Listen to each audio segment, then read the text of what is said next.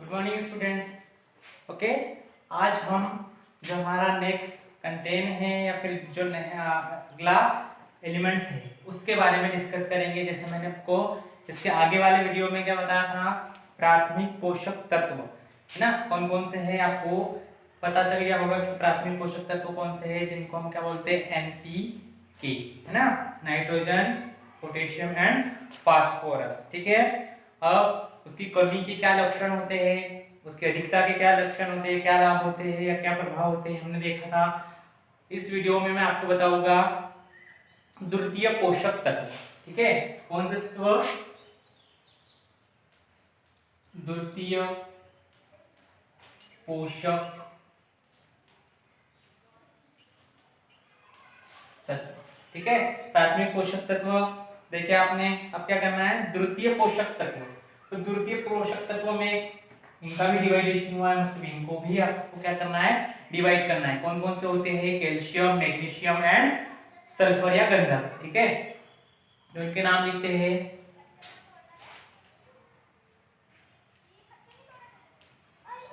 Calcium, इसका symbol क्या होता है, Ca।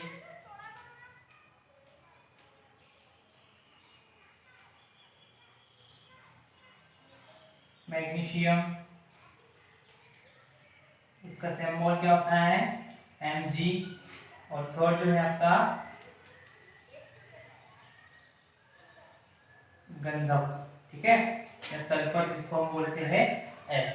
ठीक है, तो ये तीन जो होते हैं वो क्या होते हैं, आपके द्वितीय पोषक तत्व है ना। प्राथमिक वाले को भी याद रखना है, कभी कभी एग्जाम प्राथमिक तो पूछते ही है, द्वितीय वाले भी पूछ लेते हैं। तो द्वितीय पोषक तत्वों के नाम लिखिए। तो द्वितीय पोषक तत्वों के नाम क्या क्या लिखना है आपको, कैल्शियम, मैग्नीशियम एंड गंधक। ठीक है, तीन होते हैं। ठीक है, उसके बाद में इस पर भी क्वेश्चन पूछते हैं कि भाई कैल्शियम की कमी या कैल्शियम की अधिकता से पौधों में क्या प्रभाव पड़ेगा, पौधों पर मैग्नीशियम की अधिकता और कमी के कारण, सल्फर की अधिकता और कमी के कारण। ठीक है, तो बहुत सारे क्वेश्चन आपको पूछे जाते हैं। ठीक है, बस प्राथमिक पोषक तत्वों पर ज्यादा पूछते हैं, NPK पर। ठीक है, इन पर रेयरली पूछते हैं। ठीक है, तो फिर भी हमको याद रखना है, कैल्शियम, मैग्नीशियम और गंधक जो है आपके द्वितीय पोषक तत्व है। जैसे अब यहाँ पे कैल्शियम, क्वेश्चन इस तरीके से पूछा जाता है कि भाई कैल्शियम के कार्य भी पूछ लेते कभी कभी, कैल्शियम के कार्य क्या होते हैं, मतलब कैल्शियम क्या करता है पौधों के लिए। ठीक है, तो पौधों के लिए क्या करता है कैल्शियम, तो यह कोशिका भित्ति बनाने में मदद करता है। क्या करता है, कोशिका भित्ति जो होती है उसको बनाने में ये मदद करता है। यह मेटाबॉलिज्म के दौरान ना उत्पन्न अम्लों की क्या करता है, उत्पन्न अम्ल जो होते हैं उसको क्या करता है, उदासीन करता है। ठीक है, उसके बाद में यह बीज निर्माण को प्रेरित करता है। ठीक है, बीज का जो निर्माण होता है उसको भी ये प्रेरित करता है। ठीक है, ये प्रोटीन संश्लेषण की क्रिया में पार्टिसिपेट करता है या सहायक होता है। ठीक है, तो ये क्या हो गए, कैल्शियम के कार्य हो गए। ठीक है, तो कैल्शियम के कार्य याद रखना है आपको। फिर जैसे अगर कैल्शियम की कमी हो जाती है पौधों में, ठीक है, तो क्या क्या आपको जो सिम्टम्स हैं उसके वो दिखाई देंगे पौधे में। तो कैल्शियम की अगर कमी होती है तो कैल्शियम की कमी से जड़ का विकास उचित ढंग से नहीं हो पाता है। ठीक है, जो जड़ का विकास होना चाहिए था वो नहीं हो पाता है। दलहनी पौधों की जड़ों में ग्रंथियों की संख्या क्या हो जाती है, कम हो जाती है। जो दलहनी फसलें होती है ना आपकी, ठीक है, उसकी जो जड़ों की ग्रंथियां होती है उनकी संख्या भी क्या हो जाती है, कम हो जाएगी। कम हो जाएगी तो पौधा ऑब्वियसली क्या कर पाएगा, आपका ग्रोथ नहीं कर पाएगा, या फिर उसमें जो ग्रेन्स की क्वांटिटी है वो क्या हो जाएगी, कम हो जाएगी। ठीक है, उसके बाद में ग्रस्त कलिका शिखर से मरने लगती है ना। ग्रस्त कलिका जो रहती है शिखर वाली वो क्या होने लगती है, मरने लगती है, समाप्त होने लगती है। ठीक है, और जो पत्तियां होती है तो पत्तियों की सामान्य वृद्धि नहीं हो पाती। ठीक है, मतलब जिनकी जितनी वृद्धि उनकी होना चाहिए वो वृद्धि नहीं हो पाती। ठीक है, तो इस तरीके से कैल्शियम के क्या है कार्य बताया मैंने, और उसके बाद में कैल्शियम की कमी को बताया कि अगर कैल्शियम की कमी हो जाती है जैसे हमारी बॉडी में भी, ठीक है, हमारी बॉडी में भी अगर हमको कैल्शियम की कमी हो जाती है तो अलग अलग विकार हमको बॉडीज में देखने को मिलेंगे। ठीक है, क्या बोलते हैं, जो हमारी रीढ़ की हड्डी है वो पेन करने लग जाएगी, दुखने लग जाएगी, जो जोड़े होते हैं वो भी हमारे पेन करने लग जाएंगे, ठीक है। तो इस तरीके से हमारे बाल गिरने लगेंगे, ठीक है। तो बाल गिरने का मुख्य कारण भी कैल्शियम की कमी होती है, ठीक है। तो जिस तरीके से हमारे लिए कैल्शियम नेसेसरी होता है, आवश्यक होता है, उस तरीके से पौधों के लिए भी कैल्शियम आवश्यक होता है। मैग्नीशियम भी उसी के मतलब मैग्नीशियम के कार्य, गंधक के कार्य, ये भी आपको एग्जाम में क्या करते हैं, पूछते हैं। तो वो भी आपको पीडीएफ के द्वारा हमने भेज दिए गए हैं।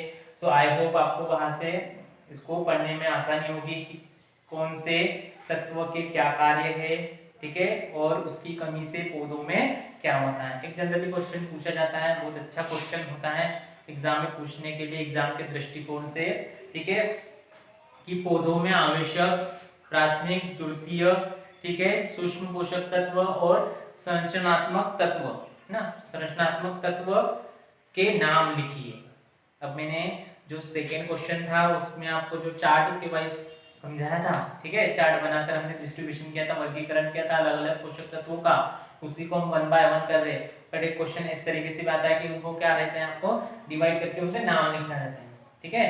तो नाम लिखने रहते हैं। अब कितने क्वेश्चन में बता दिया कि कितने 4 कैटेगरीज में उनको डिवाइड किया गया है, प्राथमिक, द्वितीय, ठीक है, उसके बाद में सूक्ष्म पोषक तत्व और संरचनात्मक पोषक तत्व, ठीक है।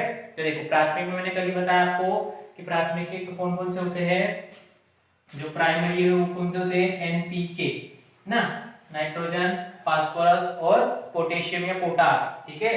दूसरी कैटेगरी में द्वितीय पोषक तत्व, अभी आपके सामने नाम लिखे हैं, सीए, ठीक है, कैल्शियम, ठीक है, एमजी, मैग्नीशियम एंड गंधक, सल्फर, एस, ठीक है, ये कौन से हो गए, द्वितीय पोषक तत्व हो गए। उसके बाद में सूक्ष्म पोषक तत्व, तो सूक्ष्म पोषक तत्व में क्या होता है, मैग्नीन होता है, ठीक है, मैग्नीन होता है। उसके बाद में आपका क्या होता है, कॉपर होता है, तांबा, ठीक है, जस्ता होता है, Zn, जिंक जिसको बोलते हैं, बोरॉन होता है, ठीक है, बोरॉन के बाद में आपका मॉलिब्डेनम होता है, MO, ठीक है, उसके बाद में Fe आयरन होता है और Cl क्लोरीन होता है, क्या होता है, क्लोरीन। तो इतने और नाम बहुत सारे होते हैं, ठीक है, 18 है, 18 के नाम आपको याद रखना है, ठीक है। उसके बाद में संरचनात्मक तत्व, है ना, मतलब जो मुख्य तत्व होते हैं आपके, तो मुख्य तत्वों में मैंने आपको पहले ही बताया था, जो पौधे का विकास होता है वो 96 से 98% कौन से तत्वों के द्वारा की होता है, ठीक है, जो उसको वायु और जल के द्वारा प्राप्त होते हैं। कौन कौन से, ठीक है, तो कौन से है भाई, ठीक है, सबसे पहले तो आपका कार्बन, हाइड्रोजन और ऑक्सीजन, ठीक है, ये तीन क्या है आपके संरचनात्मक तत्व है, जो पौधों के लिए क्या होते हैं, आवश्यक हो जाते हैं ना। तो इन तत्वों को आपको याद रखना है, ठीक है, समझ में आएगा क्वेश्चन। तो क्वेश्चन इस चैप्टर में वही है, पादप एवं पोषण, है ना, पादप एवं पोषण में हमने उसी पर डिस्कशन किया था कि पौधा है तो पौधे की वृद्धि कैसे होगी, उसके लिए कौन कौन से नेसेसरी तत्व आवश्यक होगी। तो उन्हीं तत्वों को हमने 1 बाय 1 क्या किया है, एक्सप्लेन किया है, ठीक है। आई होप आपको समझ में आया होगा, ठीक है। तो इसको देखिए, सुनिए और इसका फीडबैक करिए, ठीक है। Thank you.